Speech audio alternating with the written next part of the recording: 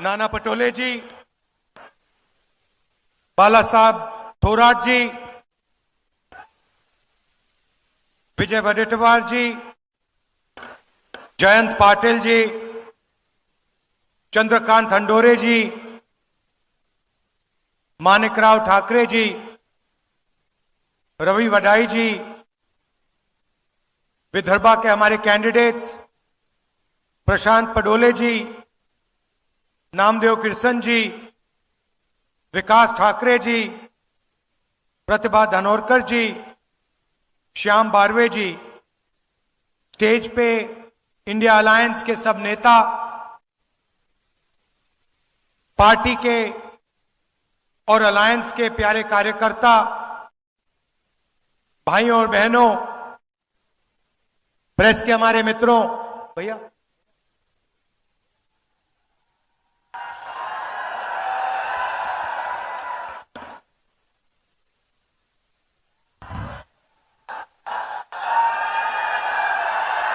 आप सबका यहां बहुत स्वागत। ये आपने हमारा मैनिफेस्टो देखा है। ये हमारे मैनिफेस्टो के 5 सबसे बड़े वायदे हैं। और अगर आप देखेंगे, बहुत सोच समझ के हमने ये मैनिफेस्टो बनाया है। ये मैनिफेस्टो बंद कमरों में नहीं बना। ये मैनिफेस्टो हजारों लोगों से बातचीत करके, किसानों से मिलकर, मजदूरों से मिलकर, महिलाओं से, बुजुर्गों से बातचीत करने के बाद यह मैनिफेस्टो बना है। और इस पे जरूर हमने कांग्रेस पार्टी का निशान लगाया है, मगर सचमुच में यह जनता का मैनिफेस्टो है। ये कांग्रेस पार्टी का नहीं है, ये आपका है। आपकी आवाज, आपकी मन की बात हमने यहां स्टेज पे लिख दी है। इसके बारे में मैं आपको बताऊंगा, मगर इससे पहले देश की हालात के बारे में थोड़ा सा कहना चाहता हूं। पिछले 10 सालों में नरेंद्र मोदी जी ने चुने हुए अरबपतियों के लिए सरकार चलाई है। नाम आप जानते हो। सबसे बड़ा नाम अदानी जी, अदानी का नाम है। घर जाएंगे तो गूगल पे उनकी शेयर प्राइस जो है उसको देख लेना। जिस दिन नरेंद्र मोदी की सरकार आती है, उस दिन के बाद अदानी की शेयर प्राइस बढ़ती जाती है, बढ़ती जाती है, बढ़ती जाती है। और पूरा देश जानता है कि इसको नरेंद्र मोदी की सरकार कहा जाता है, मगर सचमुच में यह अदानी की सरकार है। एक अरबपति की सरकार है और सब कुछ अदानी के लिए किया जाता है। महाराष्ट्र में आपका एयरपोर्ट, मुंबई का एयरपोर्ट था, किसी और के हाथ में था। उस पर सीबीआई इंक्वायरी होती है, दबाव लगाया जाता है, धमकाया जाता है, और जादू से कुछ ही दिन बाद वो एयरपोर्ट अदानी जी के हवाले कर देता है। सब इंक्वायरी बंद हो जाती है, सीबीआई शांत हो जाती है। अदानी जी महाराष्ट्र का सबसे बड़ा एयरपोर्ट चलाते हैं। और ये सिर्फ एयरपोर्ट के साथ नहीं हुआ है, ये पोर्ट्स के साथ हुआ है। हिंदुस्तान के सारे पोर्ट्स इनके हाथ में हैं। इंफ्रास्ट्रक्चर के साथ हुआ है। पुल बनते हैं, सड़कें बनती हैं, फायदा उन्हीं को जाता है। खदान उनकी, कोयला उनका, सोलर पावर उनका, विंड पावर उनका, बिजली उनकी, सारा का सारा अदानी जी के लिए, और 5-10 और होंगे। इससे हुआ क्या कि आज हिंदुस्तान में 22 ऐसे लोग हैं, 22, सिर्फ 22, जिनके पास उतना ही धन है जितना हिंदुस्तान के 70 करोड़ लोगों के पास। मतलब देखिए, 22 लोग, पहली लाइन में 22 लोग बैठे हैं। आप सोचिए, इतने लोगों के पास उतना ही धन है जितना हिंदुस्तान के 50% आबादी के हाथ में है। और 24 घंटा नरेंद्र मोदी जी कभी धर्म की बात करेंगे, कभी गरीबों की बात करेंगे, कभी हिंदू मुस्लिम कहेंगे, एक जात को दूसरी जात से लड़ाएंगे, और लक्ष्य एक ही है कि आपका जो धन है, आपको पता भी नहीं लगता, जो आप जीएसटी में देते हो। आप शर्ट खरीदते हो, टैक्स लग जाता है। पेट्रोल खरीदते हो, टैक्स लग जाता है। जूते खरीदते हो, टूथपेस्ट खरीदते हो, जो भी आप खरीदते हो उसमें टैक्स लग जाता है। और आप उतना ही टैक्स देते हो जितना गौतम अदानी देता है। अगर आपने शर्ट खरीदी, 500 रुपए की शर्ट खरीदी, आप भी 18% दोगे, अदानी भी 18% देगा। और आपकी आमदनी हजारों में,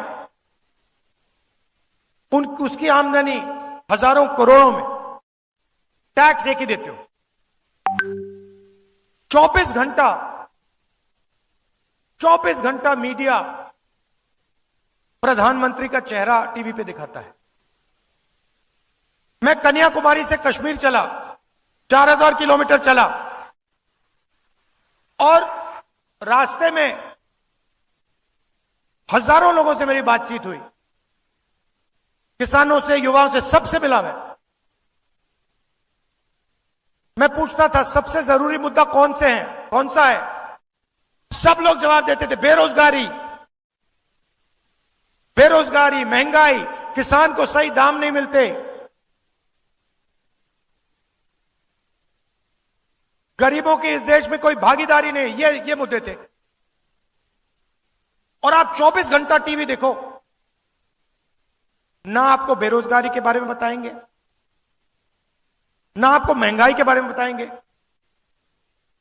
आपको कोई किसान नहीं दिखेगा, कोई मजदूर नहीं दिखेगा। आपको बॉलीवुड के स्टार दिख जाएंगे आगे पीछे नाचते हुए, आपको क्रिकेटर दिख जाएंगे,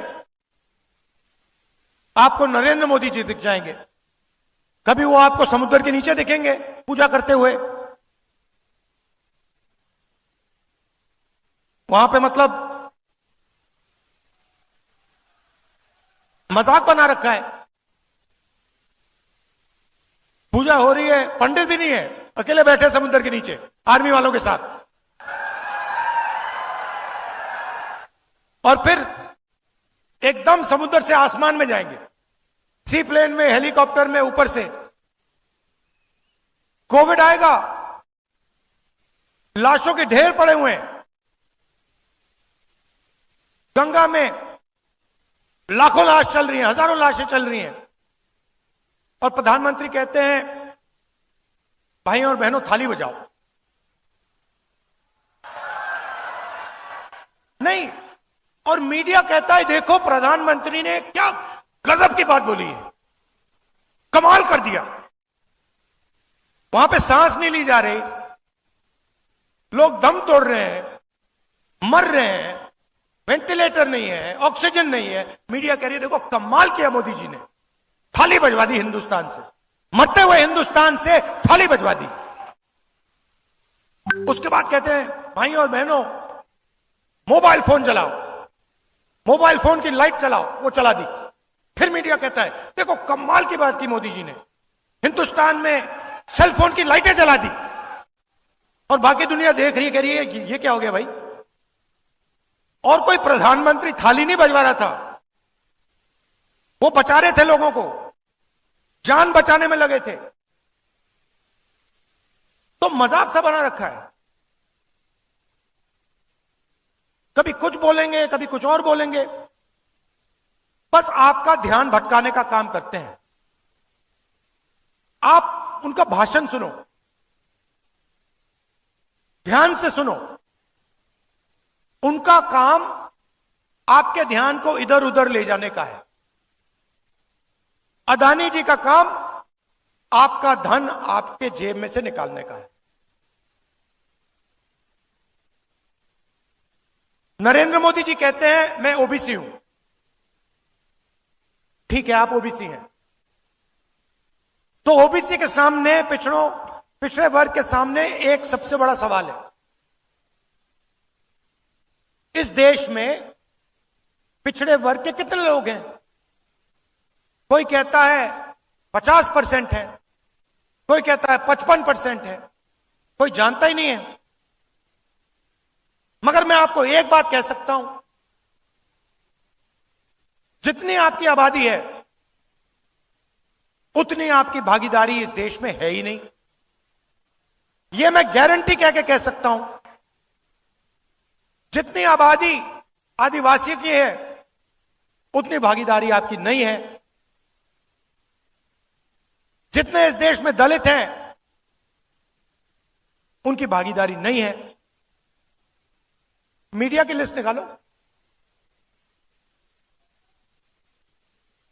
वो मोदी मीडिया है, मगर देखिए, आपको आंकड़े पकड़ने चाहिए, आपको आंकड़े निकालने चाहिए। देखिए, यहां बैठे हैं,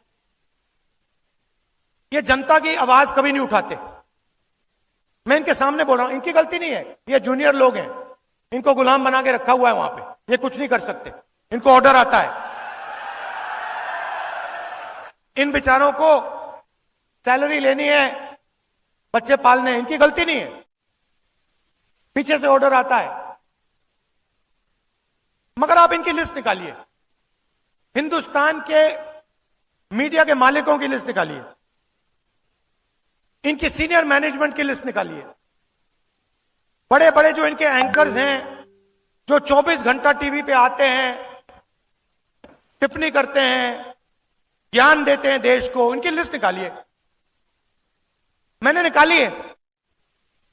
इसमें आपको एक पिछड़े वर्ग का आदमी नहीं मिलेगा, एक ओबीसी नहीं मिलेगा, एक दलित नहीं मिलेगा, एक आदिवासी नहीं मिलेगा, एक गरीब जनरल कास्ट का भी व्यक्ति नहीं मिलेगा। इसलिए ये आपकी बात नहीं करते। क्यों करें? ये आपके हैं ही नहीं। इनको छोड़िए, हिंदुस्तान की 200 सबसे बड़ी कंपनियों की लिस्ट निकालिए, उनके मालिकों की लिस्ट निकालिए। सब जानते हैं 200 बड़ी कंपनियां कौन सी हैं, उनकी लिस्ट निकालिए। उनकी मैनेजमेंट की लिस्ट निकालिए, उनके बड़े बड़े अफसरों की लिस्ट निकालिए। मुझे दिखा दीजिए उसमें ओबीसी कौन है, पिछड़े वर्ग का बता दो, दिखा दो मुझे कौन है वहां पे। हिंदुस्तान की 200 सबसे बड़ी कंपनियों में एक ओबीसी वर्ग का मालिक नहीं है, एक दलित मालिक नहीं है, एक आदिवासी मालिक नहीं है। मैं ऐसे नहीं बोल रहा हूं, मैंने पता लगाया है, मैंने लिस्ट निकाली है। मतलब 90% आपकी आबादी, और हिंदुस्तान की 200 सबसे बड़ी कंपनियों में आपका एक आदमी नहीं, मीडिया में आपका एक आदमी नहीं, प्राइवेट अस्पताल के मालिक की लिस्ट निकाली, उधर आपका कोई नहीं। सबसे बड़े कॉलेज यूनिवर्सिटी, इनकी लिस्ट निकाली, उधर आपको नहीं मिलेगा। अब आप कहोगे भैया ये तो हमारा काम नहीं है, तो फिर ठीक है, हिंदुस्तान की सरकार को 90 अफसर चलाते हैं, बजट बढ़ता है, महाराष्ट्र को पैसा आता है, तमिलनाडु को पैसा जाता है, सड़कों में लगाया जाता है, डिफेंस में जाता है। बजट को 90 लोग बांटते हैं, 90 आईएएस अफसर हैं, लाखों करोड़ रुपए वो बांटते हैं, डिसाइड करते हैं कहां जाएगा, आपके बच्चों की शिक्षा में कितना जाएगा। 90 नाम में से एक नाम दलित है, एक नाम आदिवासी है, 3 नाम ओबीसी है। आपकी आबादी 50% और 90 में से 3, और वो भी छोटे छोटे डिपार्टमेंट में पीछे कहीं बैठे हुए हैं, बड़े डिपार्टमेंट में कोई नहीं है। और अगर हिंदुस्तान की सरकार 100 रुपए खर्च करती है तो दलित, ओबीसी, आदिवासी अफसर 6 रुपए 10 पैसे का निर्णय लेते हैं। आपकी आबादी कहां 90%, भागीदारी 100 रुपए में से 6 रुपए 10 पैसे। और फिर प्रधानमंत्री कहते हैं मैं ओबीसी हूं। कैसे ओबीसी हो आप? पिछड़ों का आपने क्या किया? ओबीसी के लिए क्या किया आपने? यह बता दो मुझे। कौन सी योजना आप लाए हिंदुस्तान के किसानों के लिए? वो ओबीसी हैं। गरीबों के लिए कौन सी योजना लाए? जो छोटा व्यापार चलाते हैं उनके लिए कौन सी योजना लाए? मुझे बता दो। एक योजना नहीं लाए आप। आदिवासी अफसर 100 रुपए में से 10 पैसे का निर्णय लेता है। दलित 100 रुपए में से 1 रुपए का निर्णय लेता है। पिछड़े वर्ग ओबीसी 100 रुपए में से 5 रुपए का निर्णय लेते हैं। अब आप कहोगे राहुल गांधी ने बात तो बता दी, मगर सॉल्यूशन क्या है? इसको ठीक कैसे किया जाए मैं बताता हूं। जाति जनगणना,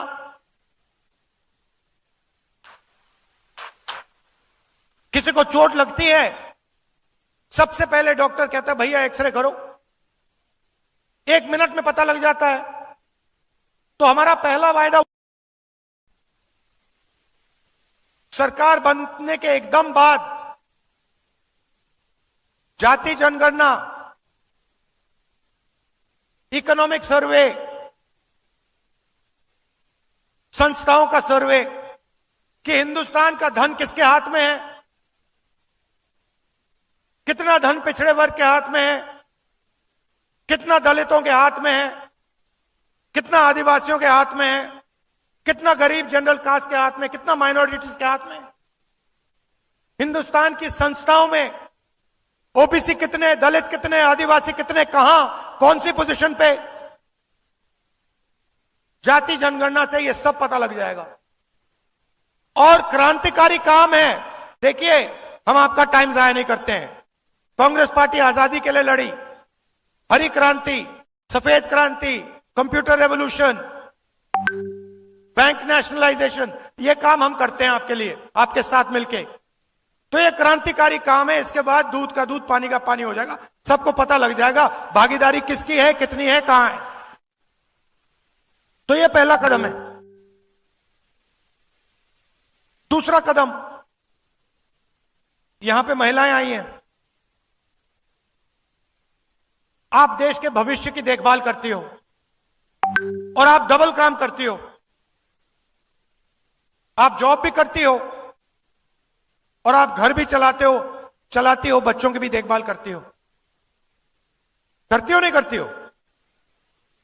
मगर इसके लिए आपको कभी सही कॉम्पेंसेशन नहीं दिया गया।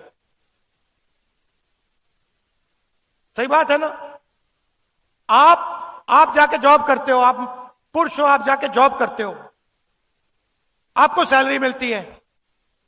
आपकी बीवी घर में काम करती है, वो भी जॉब करती है, जॉब के लिए उसको सैलरी मिलती है, मगर जो घर में काम करती है उसके लिए उसको कुछ नहीं मिलता।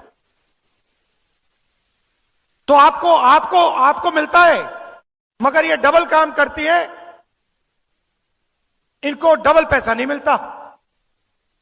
तो ये बातचीत हमने कांग्रेस पार्टी में की और हमने निर्णय लिया कि देखिए, जो महिलाएं हिंदुस्तान के भविष्य के देखभाल कर रही हैं, जिनको उसके लिए कॉम्पेंसेशन नहीं मिलता है, पहली बार दुनिया में कोई भी सरकार क्रांतिकारी काम करने जा रही है। हिंदुस्तान के सारे गरीब परिवारों की हम लिस्ट निकालेंगे। जो भी गरीबी रेखा के नीचे होंगे, सारे परिवारों के हम लिस्ट निकालेंगे। हर परिवार में से एक महिला को हम चुनेंगे और उस महिला के बैंक अकाउंट में साल के 1 लाख रुपए आपकी अगली सरकार डाल देगी। हर महीने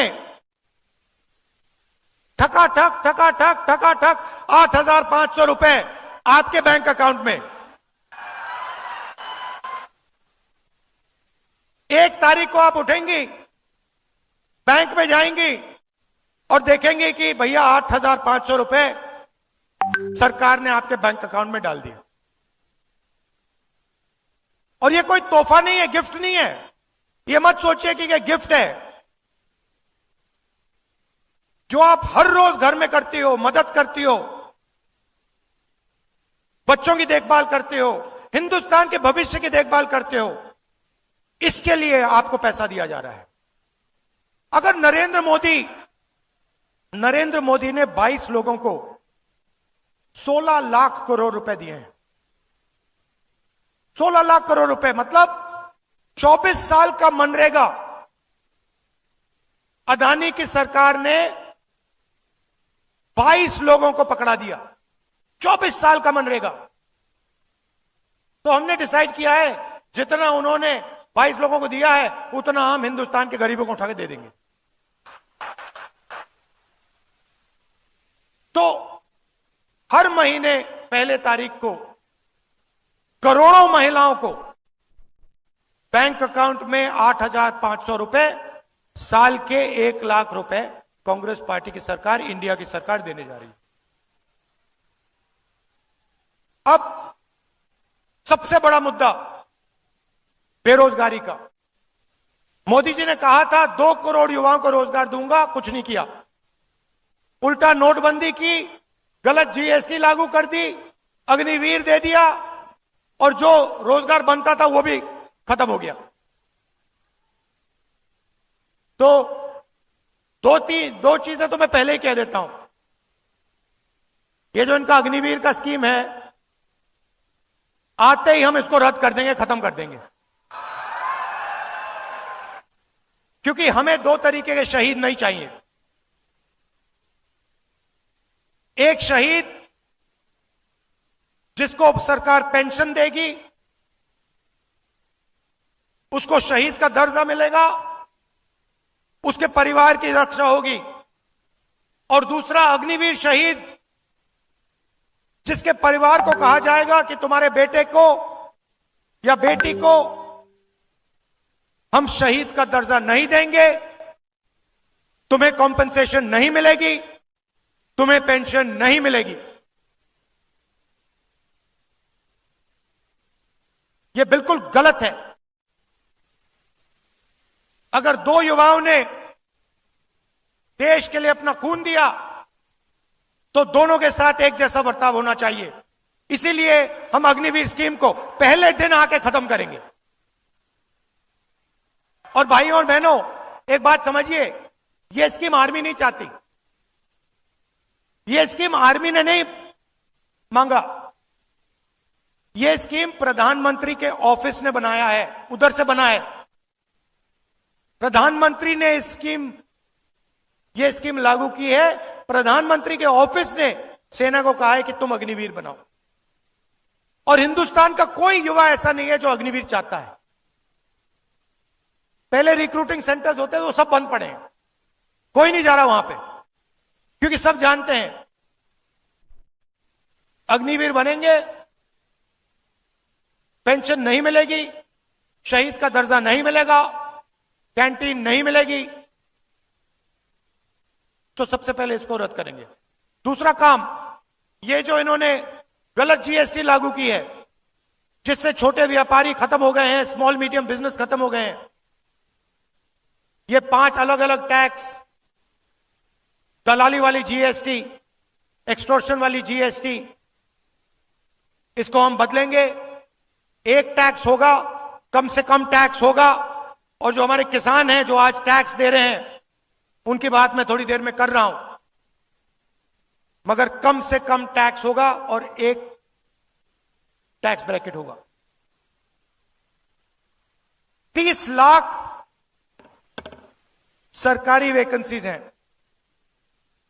10 साल में नरेंद्र मोदी जी ने इनको नहीं भरा। 30 लाख वैकेंसी हम भर के आपको पकड़ा देंगे।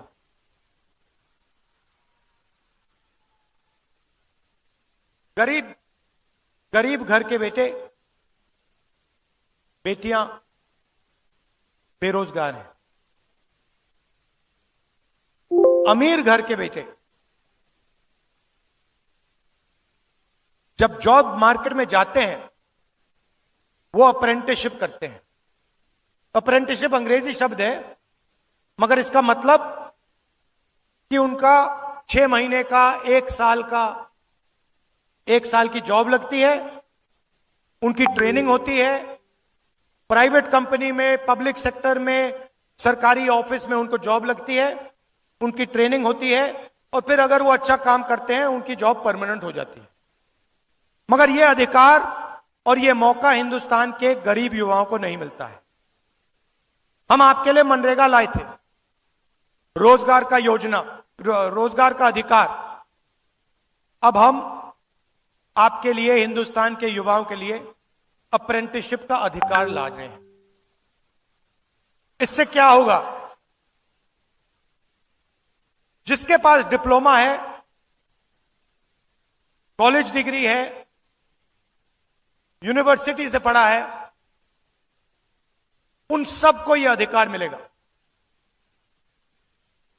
प्राइवेट कंपनियों में, पब्लिक सेक्टर यूनिट्स में, सरकारी ऑफिसेज में,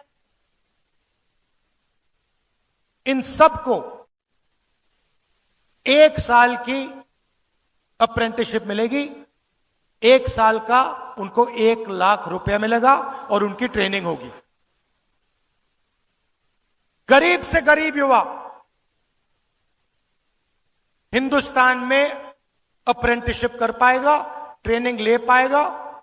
1 साल में 1 लाख रुपए उसके जेब में आएंगे, बैंक अकाउंट में आएंगे और फिर उसके बाद अगर वो अच्छी तरह काम करेगा तो उसकी नौकरी परमानेंट हो जाएगी। किसी भी सरकार ने, दुनिया में किसी भी सरकार ने ऐसा क्रांतिकारी कदम नहीं उठाया है। ये हम करने जा रहे हैं। यात्रा में यहां से निकला, बहुत सारे युवाओं ने कहा हम पढ़ाई करते हैं, एग्जाम से 1 दिन पहले पेपर लीक हो जाता है, बेईमान लोग फायदा उठा जाते हैं, हम देखते रह जाते हैं। तो हम एक नया कानून लाएंगे, पेपर लीक के खिलाफ कानून, सख्त कार्रवाई होगी और जो भी पेपर लीक करवाएंगे उनको हम जेल में डाल देंगे। और आजकल जो फैशन बनाया है मोदी जी ने कि प्राइवेट संस्थाएं, प्राइवेट कंपनीज एग्जाम दिलवा रही हैं, इसको हम बंद करेंगे। कोई प्राइवेट कंपनी एग्जाम नहीं दिलवाएगी, सरकार एग्जाम दिलवाएगी, सरकार एग्जाम मार्किंग करेगी, टेस्टिंग करेगी। मैंने किसानों की बात की। पूरे देश में किसान उदास है, डरा हुआ है और किसान, किसी भी किसान से बात करो 2 चीजें कहता है। एक सवाल कि राहुल जी, अरबपतियों का कर्जा माफ हो जाता है, उनके पास पैसे की कोई कमी नहीं है, मगर हमारा कभी कर्जा माफ नहीं होता, क्यों नहीं? और दूसरा, प्राइवेट कंपनियों को उनके प्रोडक्ट के लिए सही दाम मिलता है, मगर हिंदुस्तान के किसान को सही दाम कभी नहीं मिलता, क्यों? ये 2 सवाल हजारों किसानों ने मुझसे पूछे, यात्रा में पूछे, हर रोज, राहुल जी ये क्यों हो रहा है? तो मैं उन किसानों से कहना चाहता हूं, हमारी सरकार आएगी तो ये नहीं होगा। सबसे पहले जैसे हमने आपका कर्जा माफ किया था, हम फिर से हिंदुस्तान के किसानों का कर्जा माफ करेंगे।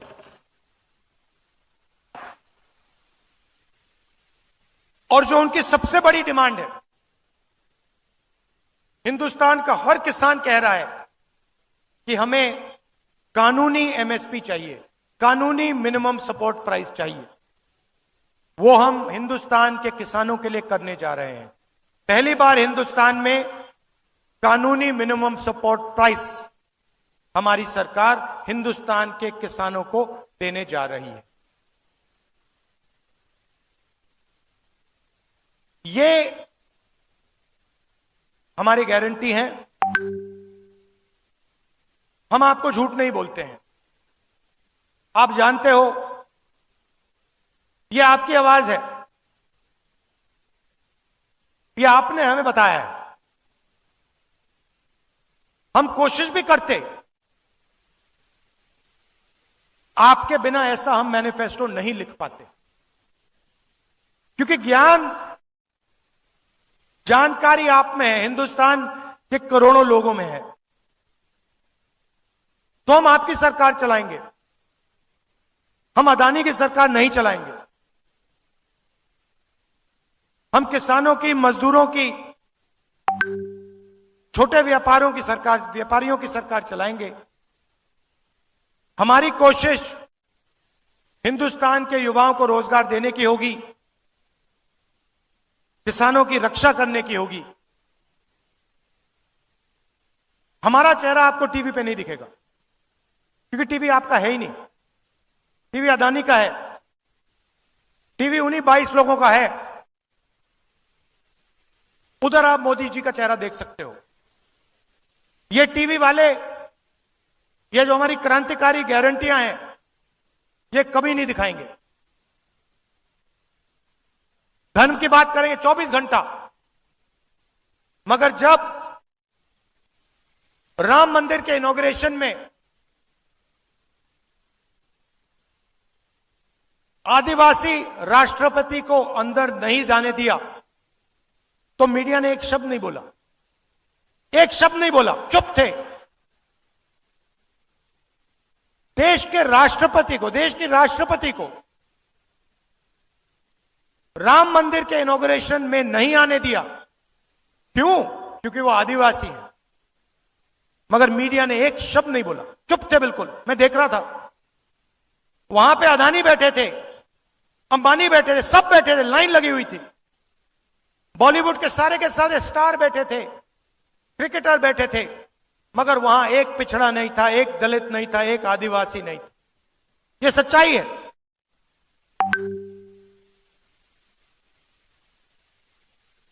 और इन 5 में से हिंदुस्तान के लिए सबसे जरूरी, हिंदुस्तान के भविष्य के लिए सबसे जरूरी जाति जनगणना है। क्योंकि इससे जो आपके साथ धोखा हो रहा है, जो आपको झूठ बोला जा रहा है, वो सबके सामने आ जाएगा। प्रधानमंत्री कहते हैं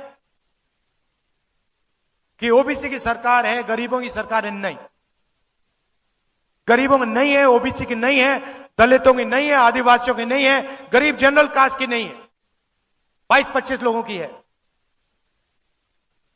हमारी सरकार ये 5 काम आपके लिए करके, गारंटी करके, मैं यहां कह रहा हूं, ये हम आपके लिए करके दिखा देंगे। आप सब आए, इसके लिए आप सबको दिल से धन्यवाद। नमस्कार, जय हिंद।